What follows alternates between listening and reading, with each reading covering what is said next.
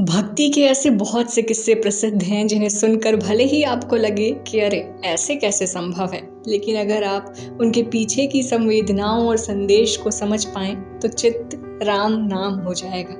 प्रभु राम से जुड़ी एक ऐसी ही कहानी प्रसिद्ध है जो कबीर साहब के दोहे के मर्म को सिद्ध करती है।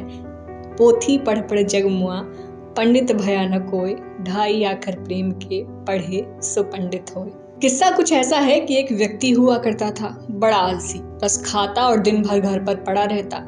घर वालों ने परेशान होकर उसे बाहर निकाल दिया।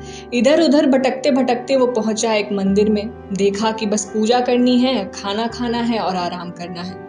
उसे ये बड़ा जचा, सो मंदिर के पुजारी से उसने दरख्वास्त की। पुजारी मान गए। जीवन आराम से प्रमाद में कटने लगा। फिर एकादशी आई, सबका उपवास था, सो भोजन नहीं बना। अब ये व्यक्ति परेशान। इसने पुजारी से बोला, मैं भूखा बिल्कुल नहीं रह सकता।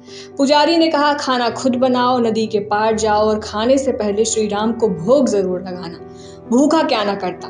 कैसे कैसे सामान इकट्ठा हुआ, खाना बना। तभी याद आया कि पुजारी ने श्री राम को भोग लगाने के लिए भी कहा था। फिर क्या था, बैठ गए और लगे बुलाने भगवान राम को।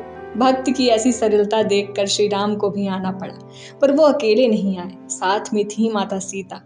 अब इधर युवक असमंजस में बोला, एक तो आप समय से आए नहीं, ऊपर से दो लोग, लीजिए खा लीजिए, मैं भूखा ही रह लूंगा, लेकिन अगली बार से बता दीजिएगा कि कितने लोगों का खाना बनना है। भगवान एकदम ओत-प्रोत हो गए, भोजन किया, चले गए। अगली एकादशी आई।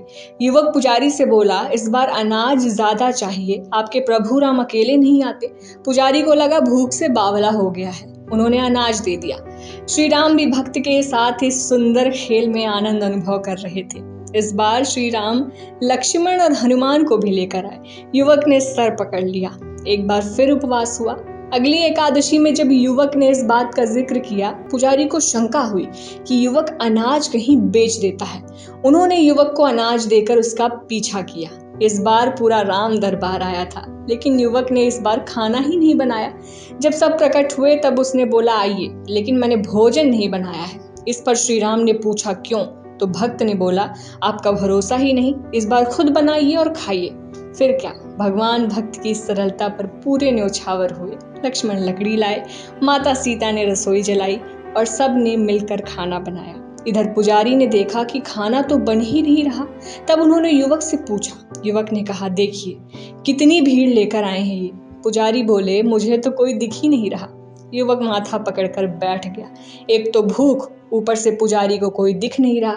उसने श्री राम से कहा कि आप पुजारी को दिखते क्यों नहीं?